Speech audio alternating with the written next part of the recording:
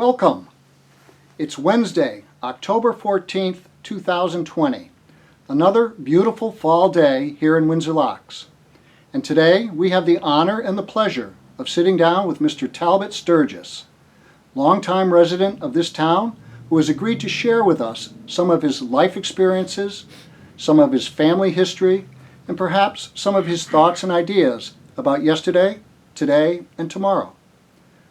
Stu, as he is affectionately known to family and friends, was born in 1928 in the town of Chariton, Virginia, and moved here in the year 1960. Stu, thank you for inviting us into your beautiful home, and thank you for allowing us to record this conversation. We're so looking forward to learning more about you, so let's begin. Why not start by sharing your recollections of the earliest years you can recall? Parents, grandparents, siblings, schooling, and anything else you'd like to share about those formative years. Thank you for coming. I was born in 1928, just before the Big Depression. The stock market crashed in September of 1929. I don't remember that, but I do remember 1931. I was 3 years old, and even though the Depression was there, my father decided I needed a train for Christmas. And he bought me a train, electric train, Lion electric train, with 4 or 5 cars, and he set it up in our attic. We lived in a farmhouse outside of town, and I remember that train set. And one day we were talking to my mother, and I remember it. She says, "You don't remember that?" I said, "I'll describe the stairway going up to the wall, to the upstairs. On each side the wall was finished, a finished wall. And I described it to every detail." She says, "That's exactly right. You do remember." So I know I remembered. Other than that, I don't remember much of anything other than that. So from 1931 until 1934, in the Depression was still going. My father worked for the Pennsylvania Railroad. He was a station in charge of the station. He was a station agent in charge, and he got laid off because of the Depression. In 1934, they started calling people back, and his seniority, he was pretty far down on the list. By the time they got to him, it was 1934, and they offered him a job as, I don't know what the job entailed, but it was in Harrisburg, Pennsylvania. That meant we had to pack up and leave from Virginia, which I loved dearly at the time. You know, it's a kind of a place that you love it, but you like it, but you don't want to live there. You know, once you leave it, you don't want to go back because it's too small. So I remember 1934, Harrisburg, Pennsylvania. I started my first year in school. I went to grammar school there, and we were there till September, till in the spring. I'm not just sure when we left, but in the meantime, my father was recalled back on the Pennsylvania Railroad, and we moved back to Virginia. And that was good, because in Virginia, we lived in a house that my grandfather had built. He was a carpenter back in his day, and he was renowned in the area as one of the best builders there were. Everybody says, they got the best, but my grandfather was one of the best. People would come down from New York City with money and build houses on the waterfront and that kind of stuff, and they all went to get my grandfather. Was William Festus Watson, W.F. Watson.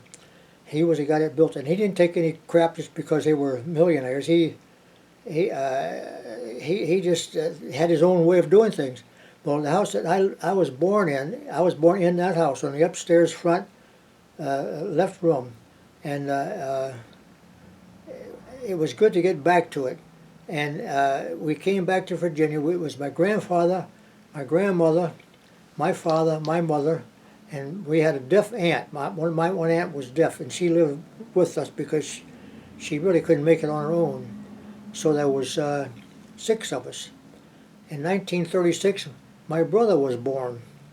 I had gone to Philadelphia Zoo with my grandmother, which we would do occasionally in the summertime, and we went to the Philadelphia Zoo, and we came to the Stark stork enclosure, and my grandma says, "That's who brings babies." And I said to the stork, "Please bring me a baby." This was in August. When I got home in 2 weeks' time, there he was. The stork came. I said, "Oh my God, that was wonderful, you know." So I remember that very well too. And as my brother got older, as I don't know if you have any younger brothers and sisters, but if you have younger brothers and sisters, sometimes they can be a thorn in your side. Because my mother would say, "Take your brother with you," and it seemed like everywhere I had to go, I had to drag him along. So for a couple of years there, I was kind of sorry I talked to the stork, you know. But I take that back. He did 30 years in the military. He went in 1953, just at the end of the Korean War.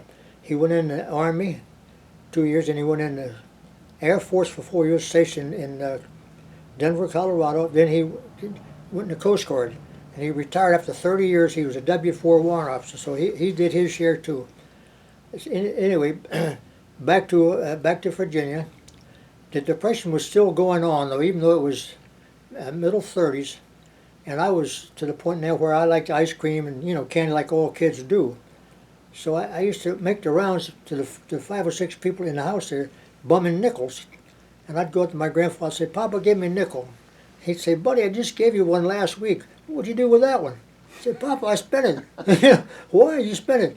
So my father says, "Son," he says, let me tell you some advice, good advice. He said, "Everybody needs money. You can't live without money. You got to have money." He says, "You don't have to get a job." He said, "If you want money, you've got to get a job." Well, by 1937, I was 9 years old. I thought, I said, "All right, I'll get a job." So he said, "I'll get you a job if you want." I said, "Get me a job." So he got me a job in 1937, and of course, in that part of Virginia, it's all potato growing in the first part of the year, and in the last part of the year, it's tomatoes. So it's the job it's involved with a farm. And what my job was, I went to work on a potato grader where the farmers would bring in their potatoes they had just dug. They'd dump them in a bin. They'd come up by conveyor belt to a movable table, movable wire, and the small ones would fall through the holes, and it would grade them by size. And it would come to the end. There's 2 guys there, and they would bag it, and they were wonderful. That's where I worked, and of course I said it's farm work, so the farmers start at daybreak, and they work till sunset. So my job started at 5:30 in the morning, daybreak, and it ended at 8:30 at night. And I got a whole big hour for lunch and a half hour for supper. And I did that Monday through Saturday. Sunday I got to the rest. And I had to ride my bicycle 7 miles to get to the potato grader. So my day started at 4:30 in the morning. But the pay was great. I worked 6 days a week like that, and I got $7. That's more money I ever had in my life at one time. I never had more than 15, 20 cents at a time. So I thought, boy, the world ain't bad after all. It's pretty good, It's pretty good place to be. So I did that summer. Excuse me. Next summer, I did it the next summer. By that time, it was getting kind of hard.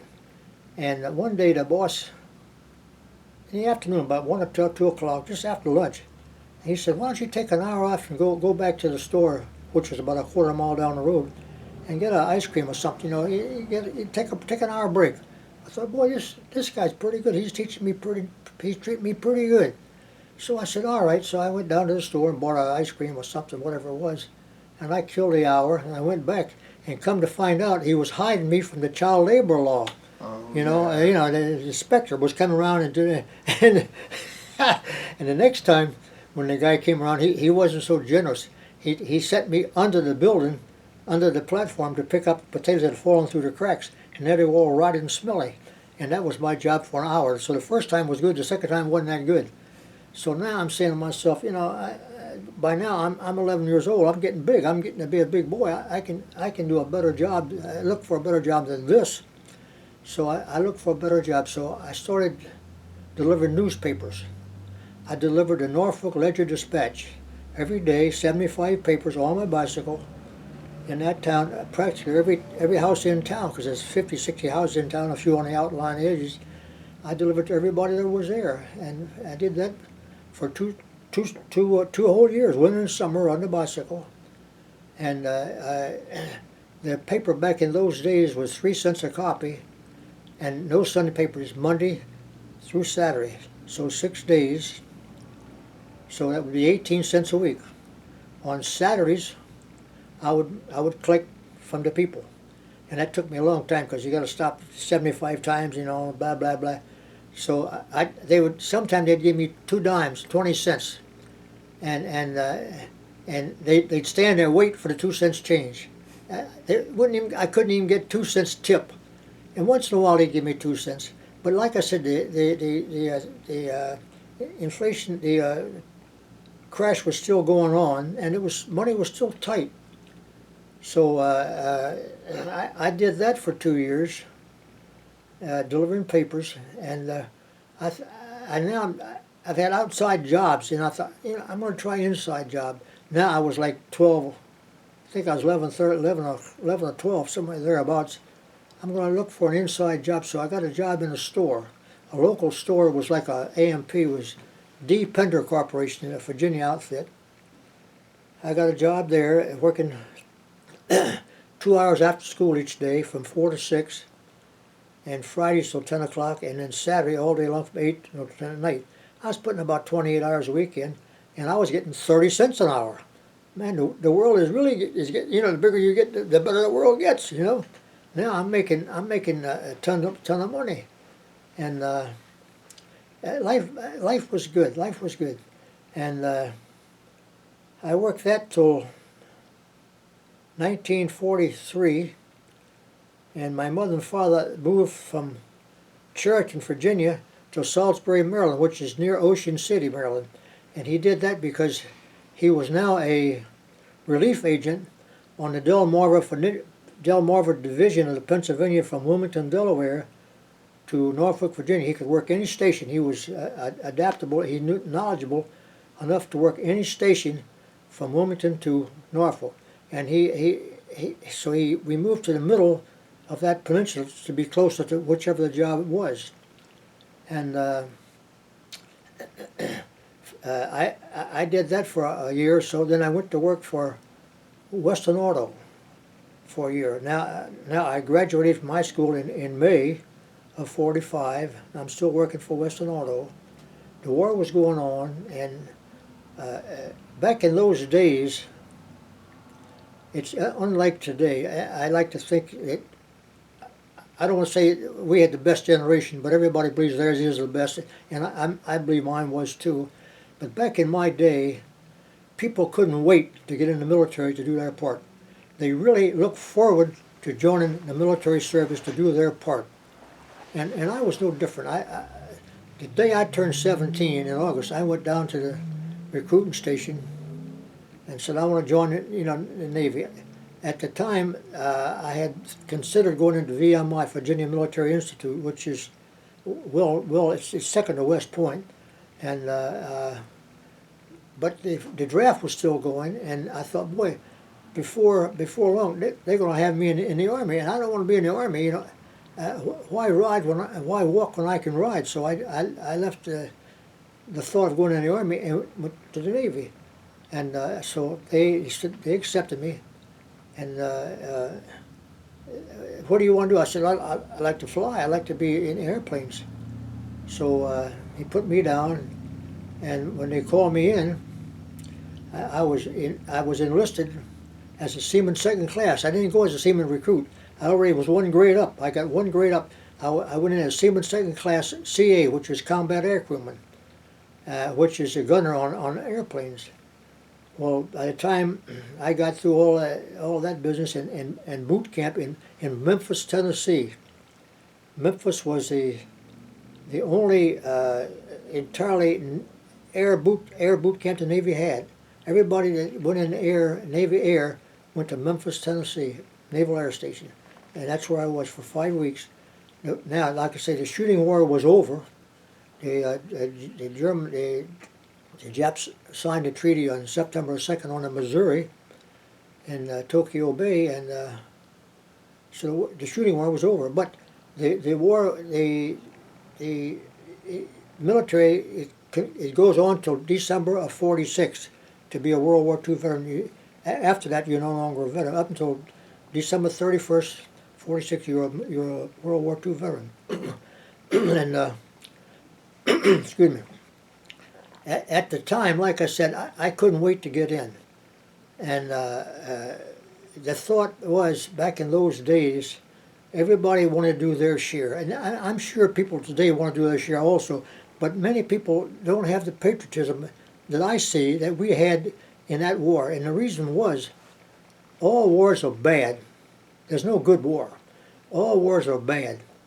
But if we had lost, if we had lost that war, today we would be speaking Japanese or German. And that is a fact. That's not a hypothetical theory. That is a fact. We would have lost the war, and everybody knows Hitler's intentions were to kill anybody that wasn't an Aryan, white person, blue eyes, and we were just glad to join the military. And I had several buddies went in, didn't come back. One guy went in, went to Annapolis. He graduated from Annapolis in '49. Navy Air, went to Pensacola, got his wings, and went to Jacksonville Secondary and all that business. By that time, the Korean War started. He was on a carrier, and everybody say, "Oh, lucky George, lucky George." He got in Annapolis, and everybody was kind of envious of him because he had to go to Annapolis. And he went to Korea, and one of the flights, he never came back. So George wasn't so lucky after all. So I had several friends that didn't make it, and I was happy to be a part of the military. And I know when I was marching along, we would be marching to the mess hall for supper or breakfast. Discharged veterans waiting to be discharged on the side. "You'll be sorry." And I said, "No, I'm glad to be here." I really was glad to be there. And at that Naval Air Station, at that boot camp for air, we didn't do the normal, HUP 2, 3, 4 thing, and how to fire a 45 and all that stuff. It was all aircraft identification, and from any Air Force, from Austria, from Lithuania, whoever had airplanes, we had to know the silhouette coming from any angle, because as an aircraft gunner, you only got about 10 seconds to make up your mind to shoot or not to shoot, and you didn't want to shoot your friend down. So as the war turned out, like I said, the shooting war was over. Now you got 10 million veterans, all of them going to come out on the outside and set the world on fire and get a big job, But there's no job because all the places that employed making military stuff all shut down, and there was no jobs, and a lot of them came back in. I knew a lieutenant came back in, a pilot came back in as a seaman first class. That's the best he could get. And it was quite a time to be in the military. And I enjoyed it. Didn't do much flying, because they cut back on those that were in, those of us that were still in. The Navy cut down to, I don't know, just over 1 million. We don't have much more than 1 million now, I guess. And they also cut the funds, and we call them flight skins. You only get flight skins if you fly 4 hours a month or more. Well, you were lucky if you got 2 hours a month, and it would sometimes take you 2 months to get a set of flight skins, which gave you 50% more of your pay. And I liked that extra money, and I thought, well, I went from boot camp to Jacksonville, Florida, Naval Air Station. I got there in the first week of 1946. I don't remember the exact date. And Jacksonville was where all the Navy pilots went to get their secondary training, flight training. And every one of them thought they were Major Bong, who was a World War II hero, shot down like, 40 planes or whatever. Every one of them thought they were Major Bong. As soon as they would take off, they would go into some spectacular maneuver. And every day, there was an incident of some kind every day, because they were all maybe got 20 hours of flight time under their belt, but they thought they were hot rods. And every day something would go wrong, and they put out a base paper, and in there was a little cartoon called Grandpa Pettibone. Older guys may remember that. And in that newspaper, every week when it came out, they would have what the most spectacular accident of that week that had happened and what not to do. And one of them I remember distinctly. It was involved a TBM bomber. It's a torpedo bomber, the same one that the president shot down in World War II there, Bush. It had a torpedo on it and a gunner underneath and a ball turret behind the pilot. And they were going to take off, and it has no tricycle landing gear. It's got tail, so you can't see over the cowling.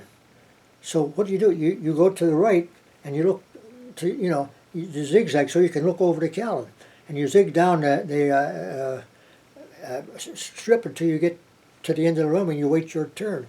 Well, this guy either forgot or didn't know it. He kept right on coming without looking, and he crashed into the plane in front of him, and that big old propeller on that airplane ate that airplane all the way up to about a foot behind that ball turret before it finally killed the engine. And the guy survived. He never got hurt, but he was just lucky that he didn't get hurt. So that made the newspaper that week, and I saw a couple planes crash, and it was I thought, man, this a guy could get hurt here, you got to be careful. And while I was there, in April of '46, I'd been there maybe a couple of months, going to school, learning how to. I was an aviation ordnance. I learned how to built up ammunition, put it in the canister, load it in the wings of the planes, 6 guns and one, a couple canisters. Each gun got several canisters, and I was proficient in the .45 pistol. We learned to take it apart blindfolded, and a couple guys said, "Why are we going to do this in the dark? Blindfolded. Suppose you're in the jungle and your gun misfires. What are you going to do? Put on a flashlight and draw fire? No, you're going to do it in the dark." So we had to be able to do field strip of .45 and put it back together in the dark, which I could do at the time. And I also could repair 50 caliber machine guns, 20 caliber machine guns, and I worked a couple of times on a 20 millimeter. Not often. I just not more than looked at that. And an interesting part of one of my jobs was we upheld those planes that were flying at the time. Like I say, I did very little flying, no money. And one job that came up that I really enjoyed was bore sighting the 6 guns on these fighter planes, like on the F-4F, F-6F planes. And you bore sight them so the bullets from all 6 guns converge about 1,000 yards. And that's your effective distance, 1,000 yards at the time. You hold your fire till you're 1,000 yards, which is a half a mile from the enemy.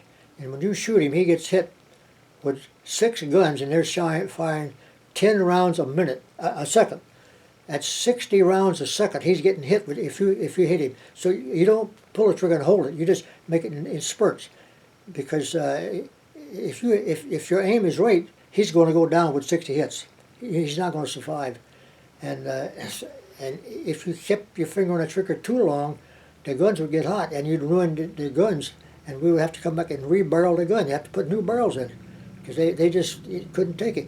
Plus, if the ammunition we put in the average plane, I'm not sure exactly the amount of time, but if there was enough bullets to sustain between 2 and 3 minutes of firing, closer to 2 minutes than 3. So in 3 or 4 second spurts, you had a lot of spurts. If you miss him, why keep firing? When he's in your crosshair, you hit him then. So that was fun. So bore sighting these planes was interesting. You jack the plane up in a flight attitude, and you take the breech out, and you had a little periscope thing that you put in the breech, and you look through it, and you see the crosshairs, and in the abutment in the back there, you had paper drawings with 6 circles. And you had a jack bolt that would jack the rear of the gun up or down or left or right to where the crosshairs were right on the crosshairs on that paper. And when he did, of course, that paper was closer than 1,000 yards, so you had to hit that target. And if you got that right, all 6 guns would converge at 1,000 yards. And this guy, the Jap Zero was going to go down. And that was interesting. When they got done, what made it interesting, when they got done doing that, you built up enough ammo for 6 guns, 15 rounds in each gun, which is about a second and a half, 10 rounds a second. And in a second half, you fired 90 rounds. 15 times 6, is that 90? Yeah, it's 90. Mm-hmm. And then you go inspect how well your bore sight was. And most times it would be pretty good, because the mistake would be whoever mathematically figured out where the target's going to be, which I didn't do that. That was above me. I couldn't do that. So that was interesting. And about April of 46, of course, everybody was leaving the military, and they were forgetting about the war, about what people had done. The military was being, beginning of being forgotten. So to bring the Navy, the military, especially the Navy, back to mind, Admiral Chester W. Nimitz, who was the Supreme Commander of all forces in the Pacific in World War II, from 44 on, he was the Admiral. He said, we got to do something to bring the Navy back to people's minds. And what can we do? So he talks to a guy, it was Butch something, I can't remember his last name, because this was in 46. And they talked it over, and they decided to put on some kind of air show and for the public. So what they did, they formed this, Butch became the first commanding officer at Jacksonville in April 46, and they took 3, he selected 3 other pilots. They all had shot down, they were all combat pilots, they all had kills in World War II, so they weren't novices, they were the real McCoy. They got those guys, and there was 4 of them, and they were flying F-4F Grumman's at the time, which was the big plane in World War II. And the only thing they knew was how to shoot down planes. So the show they put on involved a sham battle between them and the Japanese aircraft. So the very first show, they practiced every Sunday. They'd shut the field down from 2 o'clock in the afternoon till 4, and these guys would practice. They'd take off, like in unison, which is kind of dangerous. And what prompted that, they had an SNJ, a North American SNJ, painted up to look like a Japanese Zero. And he would come over, supposedly attacking the base, and these guys are attacking him. They'd take off, and they'd all go up, and they'd dive down one at a time on this Jap Zero, and then you could see the puffs of smoke because they had blank shells in there. You could actually see the puffs of smoke because it was close. It was very close to you. And the Jap Zero he would wobble his wings, and then he'd smoke where he'd release a smoke bomb, and he shot, then he'd fly over, and that was the show. The whole show didn't last 15-20 minutes, if that long, and they became the Blue Angels. And not many guys in this world today can say they saw the first show, they saw the Blue Angels training to see the first show of the Blue Angels from then until now. And that was in April of 46. I think they put their first show on in June or July. And I don't recall where it was, but it was somewhere local. It may have even been Jacksonville, I don't recall.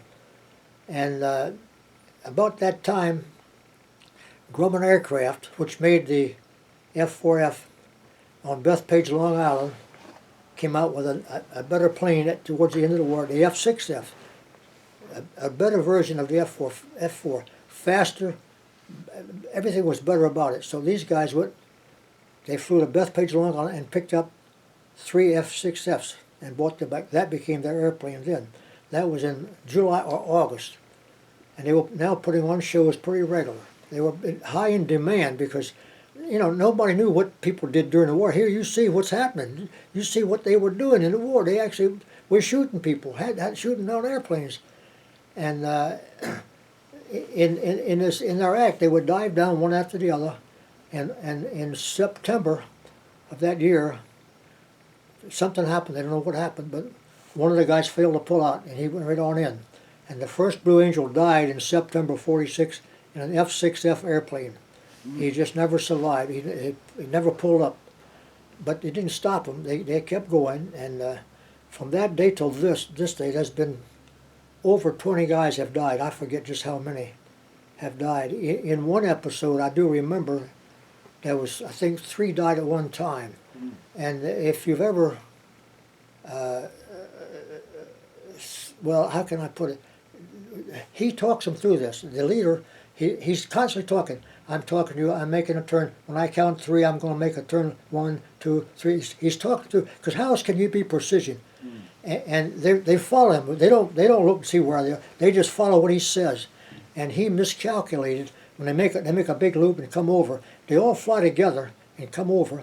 And when they pulled out, they were too low. They didn't have enough land. And 3 of them went in. The 3 went in, and the last guy had more time. He didn't go in, and 3 got killed at one time. So it was a hairy maneuver, but it was great. So I enjoyed Jacksonville very much so.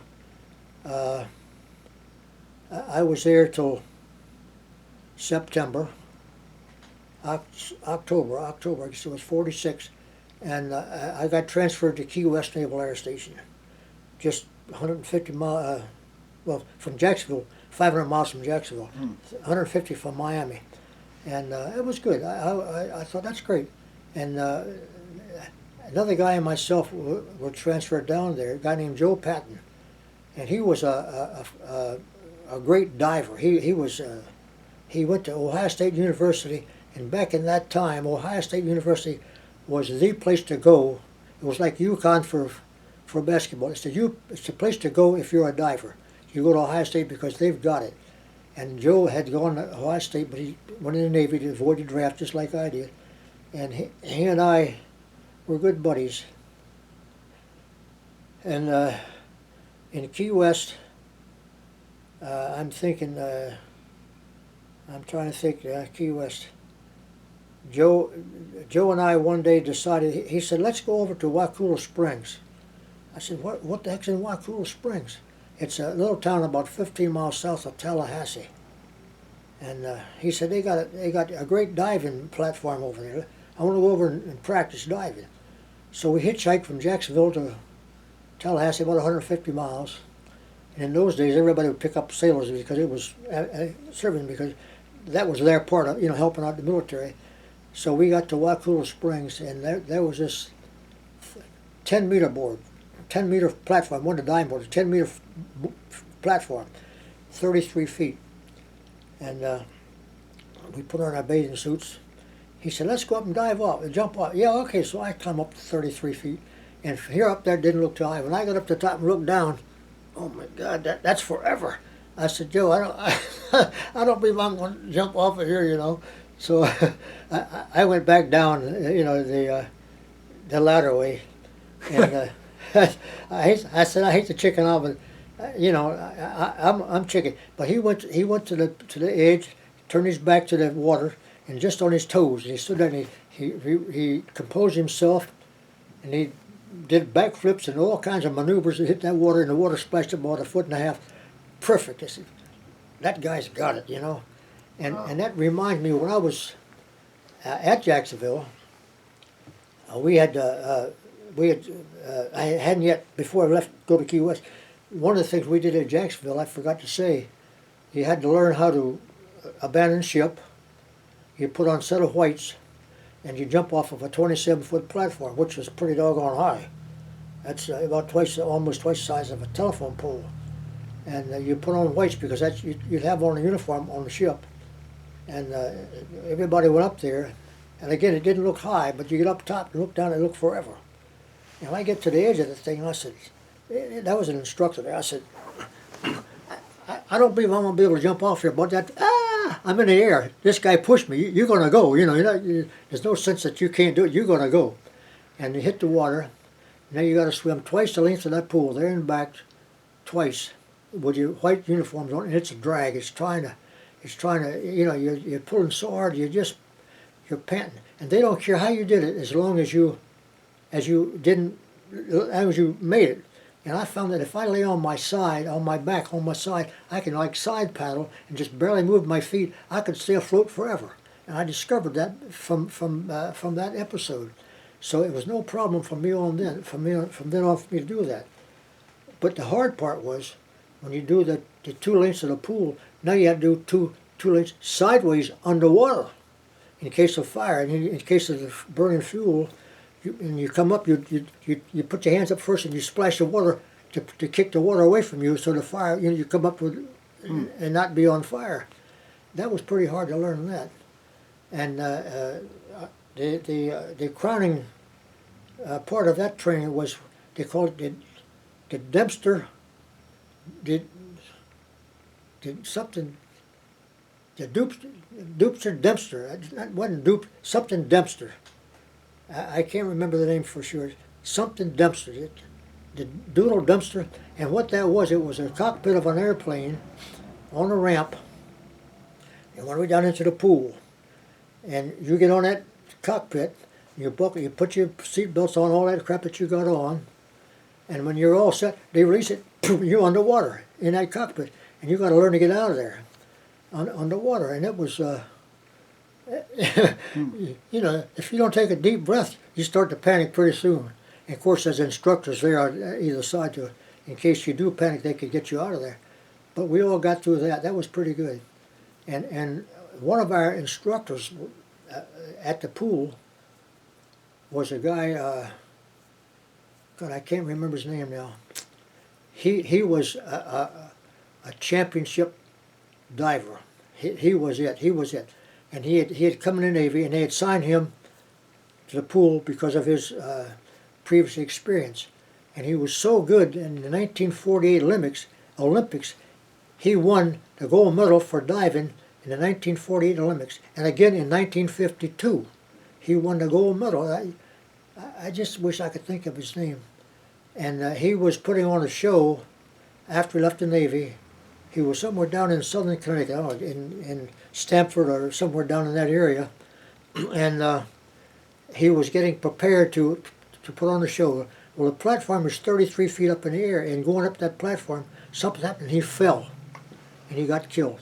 Around 1957, he got killed, and I was sorry to hear that because he was a great guy. But back to Key West. While I was in Key West, Harry Truman, President Harry Truman, I should say, President Harry S. Truman, made Jacksonville, Key West, his summer White House. And he'd gone down in February, but now I'm there. I got there in September, October. It's now November, and he came down again in November. I'm going to get to see the president. So he came down to Boca Chica Field, which is 3 islands up. That's where the Naval Air Station is. I was at a place, the seaplane base. We only had two planes there at the time, and he wouldn't fly in that. He flew in a big. His plane was a big 4-engine TWA airplane. TWA, I forget the name of it too. Anyway, I'm going to get to see Harry Truman. So we all. He comes to the main gate. We're all standing, and I'm as close to Harry Truman as I am to that fireplace right there.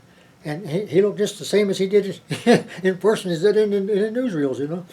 And that was quite an episode to see him at the little White House. He stayed at the submarine base, which is on the other side of the island. And that's the only time I got to see him that time. But I did see him one other time. He came back. He came there many times, maybe 15, 20 times. Every 6 months he would come down there. And in 1948, I have now been transferred to Boca Chica Field, which is, like I said, on you got Stock Island and Boca Chica Island, Key, and he flew in again, and now they're really going to put on a show for him. And in the Navy, when somebody important comes aboard a ship, they have what they call side boys. That you may your father may have spoke of that, I don't know. But side boys, they put people on either side of the gangway where you could, and when he comes, they blow the boats, to pipe him aboard. And they did the same thing in Boca Chica, but they did it from his airplane all the way to the main gate of the field, because he was going to Key West itself. And it took everybody on the base to be side boys for the admiral, for the president. And I was standing about 3 guys from this telephone pole, and they took a aerial photograph, and I got that picture somewhere. And I got an arrow, me. I knew where I was, and I'm in the picture with Harry S. Truman. I saw him again, and each time he had some famous admiral with him. I can't remember which came first, but I saw 3 admirals. I saw Admiral Chester W. Nimitz, which is the man from World War II. He was in charge of all the Pacific. He was a top dog in the Pacific. He was it. I saw him in person. I saw Ernest J. King, which is a guy that was in Washington, D.C. that never left Truman's side never left the president's side the whole war. He was there a whole war. I saw him in person. And I saw a third guy. I'm not sure if it was either Admiral Spruance or it could have been Leahy. I'm foggy. Because it's like I said, this is, 50, 60 years ago. But it was exciting to see those guys. And after that, I just had to collect my thoughts. Give me a second. I guess that about ended up Jacksonville and Key West. So now it's time to move on. I went to Corpus Christi, Texas, and was there for a while, only for a month or so. And they moved me from there to Memphis, Tennessee, Naval Air Station. So I was back to where I went to boot camp. So I was in Memphis for a while. I was in Memphis for about 10, 11 months. And while in Memphis, on Memorial Day parade, May 30th, 1948, the Navy put on a big parade. They had a big parade, and the Navy participated in the town's parade. And in that parade, we had, I don't know how many guys, it must have been 2,000 sailors. I was just one of the 2,000. But I marched in a parade with Admiral Bull Halsey. I was in a parade with Bull Halsey. Not many people can say that. I marched with a World War II Admiral, Bull Halsey. And that was great. And they gave us the rest of the time after the parade was ended up, whatever time that was, by noontime, we got the rest of the weekend off. that was our reward. So now I'm in Memphis, and nothing exciting went on in Memphis. We did have a barracks burned down while there, and they were all wood, and the Navy is hot for cleanliness. And every week you'd have a cleanup day. I forget what day it was. I think it was Friday, if I remember. And you'd wax the the floors, and buff them. And when you hit the deck with a wax swab, it would get up on the sides, and all that. So it was loaded with wax. And once that fire got going, they couldn't stop it. And 2 guys died in that fire. And they were very particular on fire after that. At that time, Memphis was being ruled by, I won't say the mafia, but hoodlums, the crooks, politicians. And the guy's name was Crump, Boss Crump. Boss Crump ran Tennessee, primarily Memphis. And the admiral at that time was named Stump, Felix B. Stump. And it was Crump and Stump, And I remember, even to this day, the field in Memphis is Crump Stadium to this day. And Kefauver, remember? Yeah, Estes. Kefauver came along, he cleaned up Tennessee. He kicked Crump out. He's the guy who cleaned up and threw Crump out after all them years. He cleaned up the state and got rid of Crump. So I was there to see all that evolution went on. And Navy is always hot for safety. There's no such thing as an accident. It's an incident that got out of control. And, I'll talk about the Thresher later, but something small can happen. If it gets out of control, it becomes quote an accident. And while there, the captain was hot for car accidents. He wanted to prevent car wrecks, and he had a big campaign on drinking and driving and falling asleep and all that stuff. And what prompted that? There were 6 guys coming back from Memphis, and the base is like 10, 12 miles north of the town, and it's like almost like a levee. It's built up through lowlands, and at one point there, the guy fell asleep and ran off the road just before a bridge, and he became airborne and hit the abutment on the other side, killed all 6 guys. So the captain bought that wreck from the insurance company, put it in the back of a flatbed truck, and drove that thing all through the base every day, all day long. And said 6 of your shipmates died in this vehicle, and it was a mess. And that was impressive. Mm-hmm. That was impressive. So Memphis, other than that, there wasn't much else I can think of that went on there. We just did our regular job, of supporting airplanes and aviation ordnance. That's what I did. Anything to do with ordnance, that was my job. And one time I thought, well, I never got to be in combat, and I was kind of sorry, and at the same time I was kind of glad, because the life of common air crewman in those days was brief.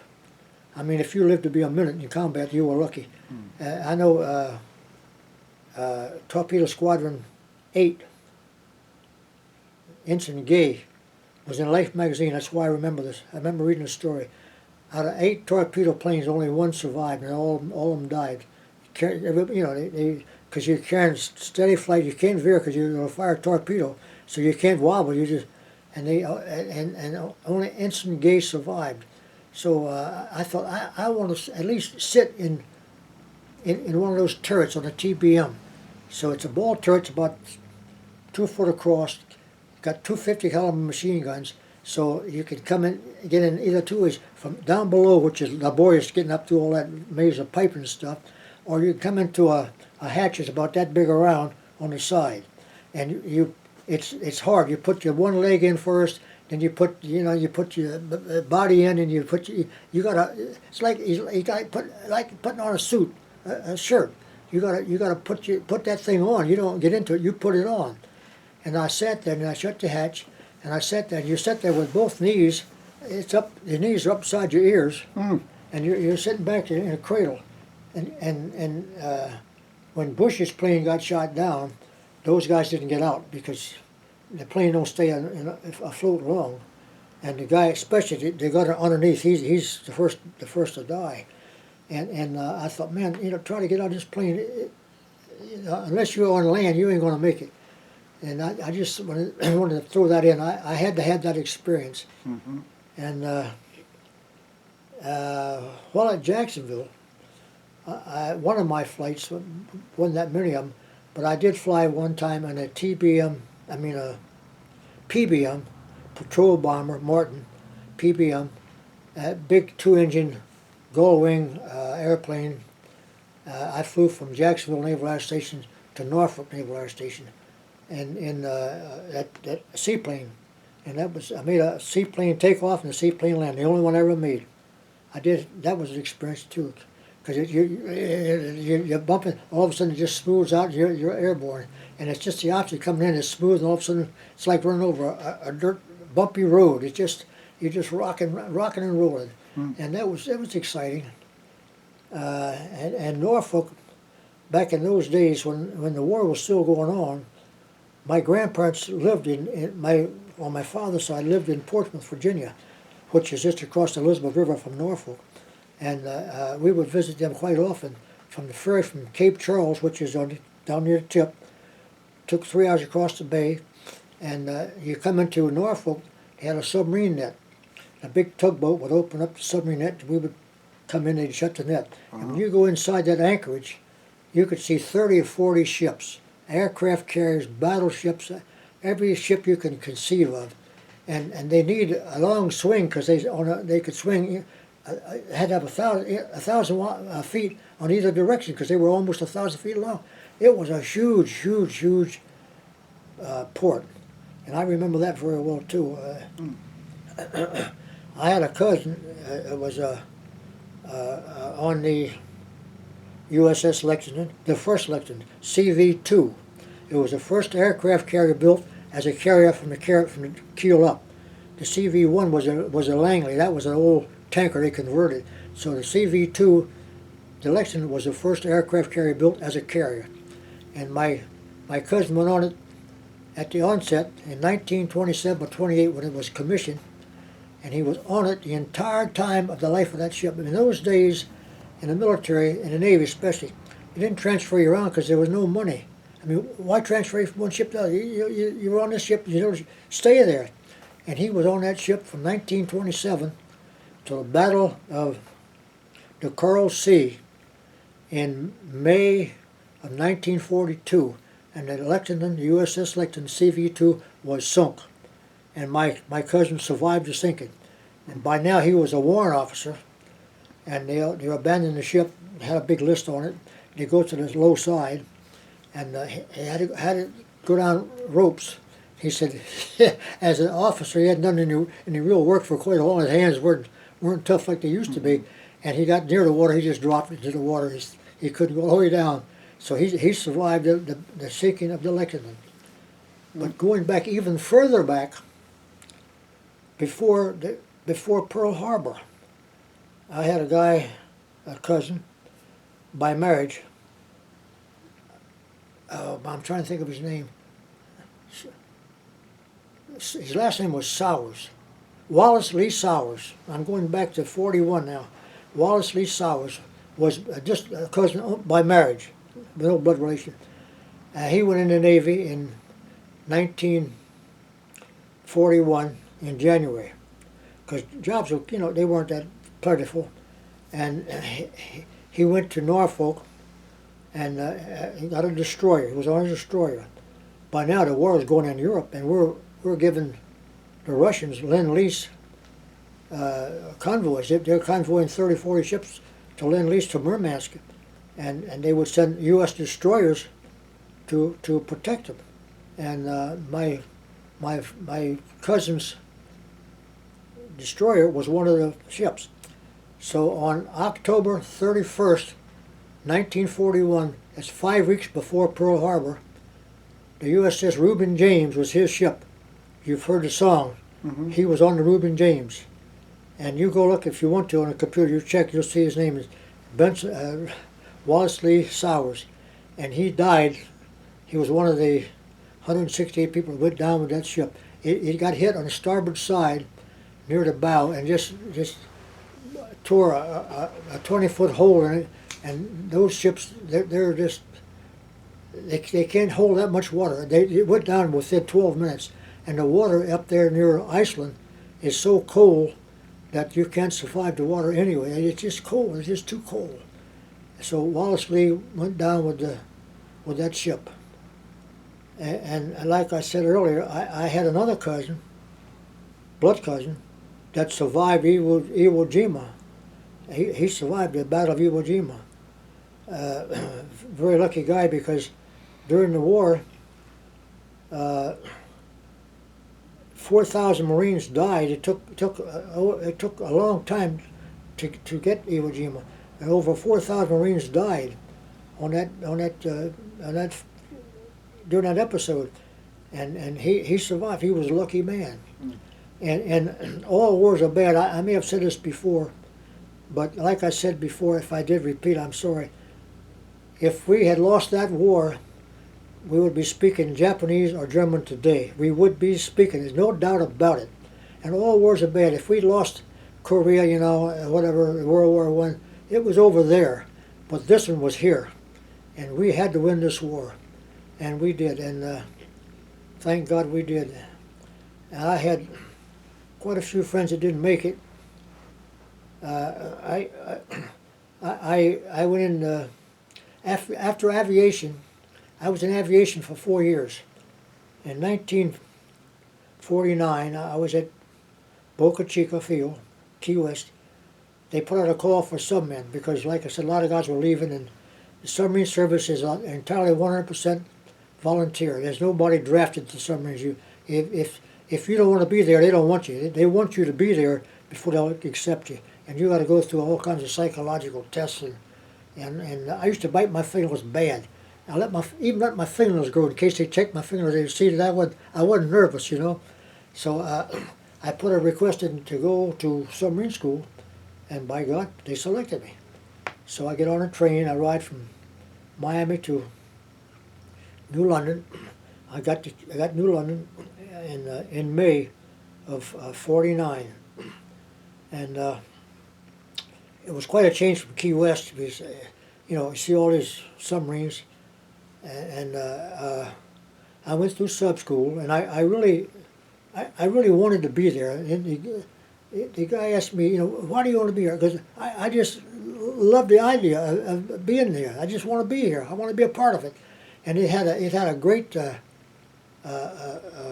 fame. World War II submarines is the only part of all the military, everybody, that took the war to the Japs, took the war over there for the first 6 months of the war until we got together again, and it was a hazardous place to be because the submarine service also had the highest number of deaths. The ratio, 25% of all submarine force died, didn't come back, and they lost 52 subs during the war to the war, and 3 by operational, 55 subs, and my mother and my wife later asked me, how do I know when you'll come back? I said, you won't. If I come back, I'm here. If I don't come back, I'm not coming. There's no way, because you're on patrol, nobody knows where you are, and you get torpedoed or you get depth charge or whatever, you ain't coming back. They don't even know where you are. And even to this day, there's still submarines that they're still finding. There was the one submarine, I can't remember the name of it, famous skipper. He was leading a number of kills for the Japanese, but he's taking chances. But that's what the Navy wants, because that's what you have to do. You have to take chances. You can't be a pennyweight and sit back, and you got to go look for the enemy. You can't have them come. You got to go look for them guys. And he did. He would search them out.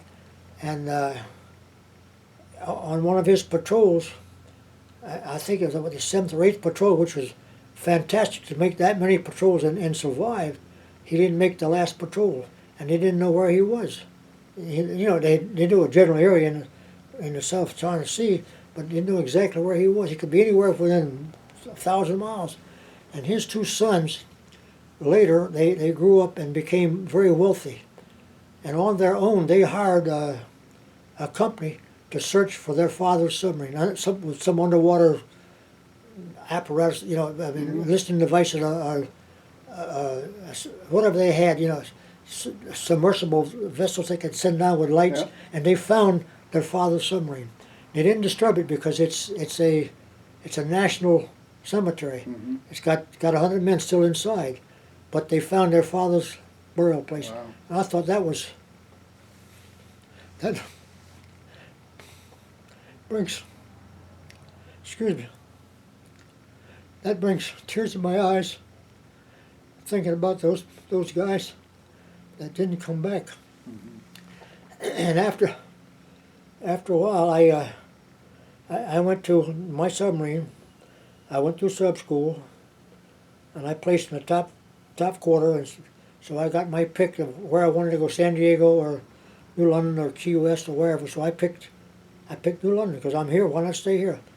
So I got the USS Halfbeak, SS-352. It was a World War II sub, the last one made on a World War II contract. It never got decommissioned until '46, but it was the last one built on a World War II contract. Everything after that was canceled. So I got my orders. Got to walk down from the upper base of New London down to the piers, go through a gate, the guards there and all that stuff, and walk along the pier. I'm looking for 352, and I see it 4 or 5 piers down. I walk down the pier and identify myself. Who are you? Who do you want? I show him my stuff. I give him my orders. Okay, he says, okay, come aboard. He says, use the after battery hatch, and that'll put you to the mess hall. He said, I'll have somebody meet you down there. So I, I went to the after battery hatch down past the sail, and I dropped my bag down in the hatch, and I'm climbing straight down. It's like, like a straight down ladder, only about 2.5 feet across. It's like a tube. And when I got to the deck, and I turned around and looked, I'm in a mess hall, and the radio was going. The RBO, that was what it was called. The RBO was going, and it said, "Flash, USS Kachino, SS 240, whatever the number was, had exploded and sank in the Arctic Ocean last night at 2 a.m." That's what greeted me within 10 minutes of being on that ship. Wow. That was what came across the radio. I wasn't even on 10 minutes. I said, holy mackerel, I left aviation, which was dangerous, and I'm greeted by a submarine just got lost. So it was the USS Cochino, and I can go into the story about what happened to that. The Cochino, this was in August, in the summertime in the Arctic, north of Norway, up north of Murmansk area, and even in the summertime it's still cold. But it's not like in the wintertime. And they had a battery fire. Well, that's bad. When you have any fire on a submarine, any catastrophe in a submarine is bad, because there's nowhere to go, there's no place to help you, there's nobody to help you because you're by yourself. Everybody's your enemy, including your friend, because they've had in World War II a B-24 out of Roosevelt Roads, Puerto Rico, sank the USS Dorado, brand new submarine. Thought it was an enemy. Anyway, the Cochino had a fire, and it's getting out of control because they can't get into the compartment to disconnect the battery, where the battery disconnects are. So one battery was discharged into the other. Now, when I say a battery, I don't mean I mean 252 tons of battery was discharged to another 252 tons of battery. It's like 252 cells. They're about 2 foot by 2 foot, about 6 foot high. That's a cell. There's 252 of them make one battery. And one battery was discharging to the other battery at a terrific rate, causing hydrogen gas to be generated. And it would blow, pow! And every so often it would blow. And every time it blows, it's destroying the submarine. So they got to get off that submarine. It's going to sink. It's going to sink. They can't control it. So the other sub with them was the USS Tusk, and they couldn't come alongside. They did come alongside. I'm sorry. Let me think. I don't want to get my story straight. The Cochino, yes, they came alongside. This happened more than once. That's why I get the Cochino. The USS Tusk came alongside in the summer in the Arctic Ocean, and you have huge swells. And it took a masterful piece of seamanship for the USS Tusk to come alongside the Cochino, and he did. They'd roll together in bagged hulls. And when they did, they would drop the gangway across. And 4 or 5 guys would run across. And then when it would fall apart, they'd pull it up, and they'd drop it. And then 4 or 5 guys, and they got everybody from the Cochino to the USS Tusk, all topside. And this is in the summertime, and even then it's cold, and big wave, and a mammoth wave hit the Tusk and washed everybody over the side.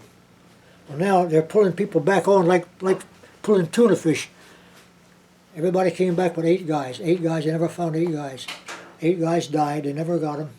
But the executive officer on the Cochino decided if we start an engine in the engine, which is right next to the burning compartment, that's where I worked. If we start an engine, we can burn the hydrogen gas as it's being generated and prevent explosions. And then with a mask on, we could go in and open the disconnects. So they get an engineman, which would be my job. I wouldn't have got to be my job.